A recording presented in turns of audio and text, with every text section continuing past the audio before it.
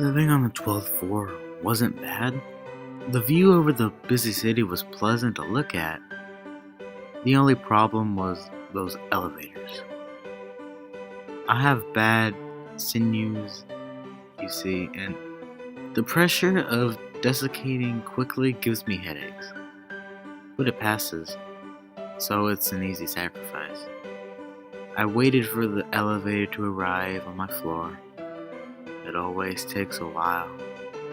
After a while, I got impatient and started fumbling around in my pockets. While I was fondling my keys in my pocket, I realized one of the elevators had already arrived. The door was wide open. I hadn't heard the ping of the floor indicator, nor heard the door creak open. I shrugged it off and went inside. I should have left the elevator then and taken the stairs. The air was immensely denser, hot and sticky. The faint stench of onions tickled my nostrils, so I figured it was some dirty neighbor's lingering odor. Again, I had noticed that the doors had moved without my notice as the warm natural light was gone now. The elevator jumped for a second before descending. The creaking of the walls and cable jolted my nerves. The pressure in my ears slowly began to build, although this time it gradually formed into a horrible migraine, pushing in on my temples. The floor indicator at 12. How was that possible? The elevator was obviously broken, and suddenly I feared it would drop. The trip was taking much longer than expected, but I was very eager to get off this fucking thing.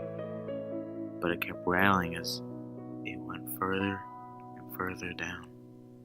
The lights flickered out and died, leaving me in complete darkness. The air was getting noticeably heavier, and the smell of decaying fruit filled my nose and mouth. It was almost too much for me to bear.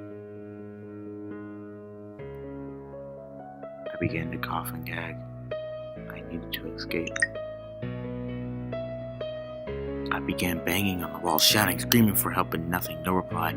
It was as if the metal casing was taking me somewhere else. The elevator suddenly bounced on and lurched to a stop. The sound of its shrieking brakes echoed through the shaft. The indicator displayed a bright red G, the only light I could see.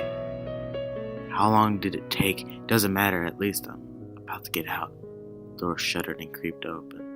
There was barely any light when I looked into the lobby, but I could make out something wet coating the walls, a red spongy fungus. There were no people in sight, only a few discarded items and clothing bags and groceries. I slowly ventured out into the dark room. The floor squished beneath my steps. I felt the slight breeze coming from just ahead, so I edged forward to discover the source.